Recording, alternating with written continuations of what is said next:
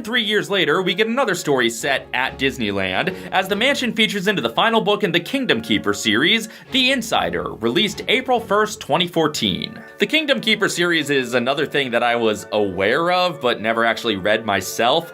In fact, I've never read any Ridley Pearson. My only exposure to him was the times Dave Barry mentioned being friends with him in his columns, and I definitely do not have time to read all of the Kingdom Keeper series, but I'm told the mansion doesn't come into play until the final book, so time to listen to an audiobook of a series finale with no context. I always thought this place was haunted for real, Maybeck says.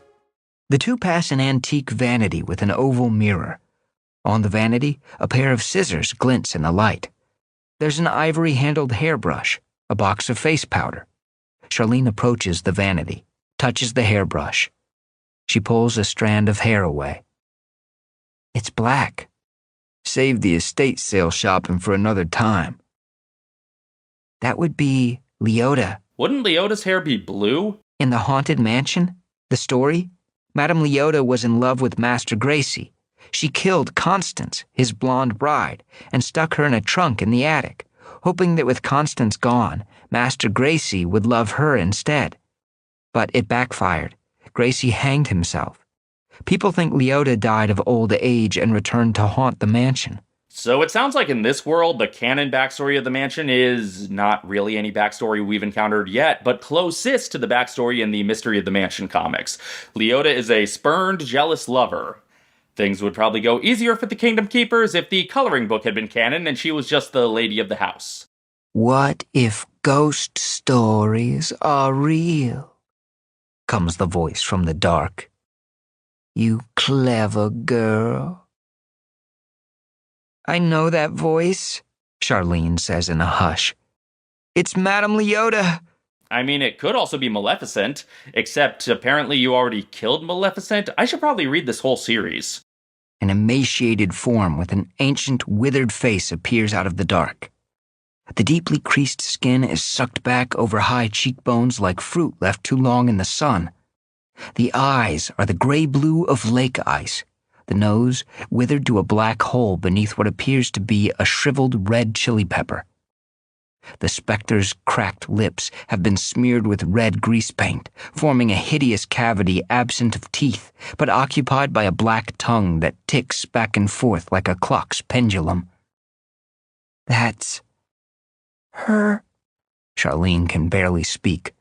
Really? Because I did not get that from this description. This is no Leota I know. With fingers like her former nose and a neck like a turkey's, Madame Leota is the single most hideous human, female or male, the two have ever seen. I don't get it. Why does Leota keep getting such unflattering depictions? Leota Toombs was an attractive woman, and Madame Leota is scary but not ugly. What's going on here? Wait, he didn't want to marry her? Maybeck says to Charlene. Go figure. Then later on, some guests are riding the mansion, and they see both in-ride Leota and this weird, scary, not Leota. A hideous Madame Leota approaches, not at all the headless woman in the glass ball, but it's her. Somehow, there's no denying it. Then later, some mansion ghosts attack the Little Mermaid ride. I guess they're just really drawn to Omni-movers. Suddenly, the worker swivels his head and looks directly at her. He has no eyes, only empty sockets below a shelf of prominent bone. His nose continues to twitch, and he licks his lips. Story withdraws, realizing that she has just seen a ghost from the haunted mansion, an overtaker, a nuisance. The worker claws his way out of the cloud, but a bolt of blinding light strikes him, leaving only a wisp of black ash where the ghost stood. Story glances from the catwalk to the floor below. She sees a white-bearded man, his bare torso projecting up out of the blue sea of the set, the remainder of his body invisible below the sculpted waves. King Triton. And then later, the keepers sneak into the mansion after dark to look for clues, and they find one on the grandfather clock. It's quite clever, really. The clock is numbered for 13 hours, not 12.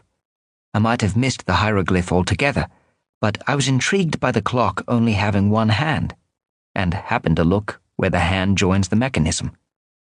Jess dons her pair of glasses.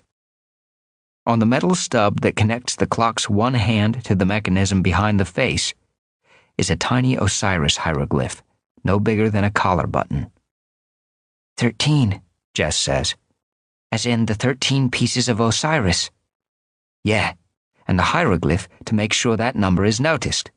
Anyway, I got the book on Kindle to Command F to see if Leota or Mansion comes up anywhere further in the book, and it doesn't, and this book is long, so I am curious to check out this series someday, but I don't have time right now. I gotta move on to the next batch of Haunted Mansion comics. So hurry back, we would like your company.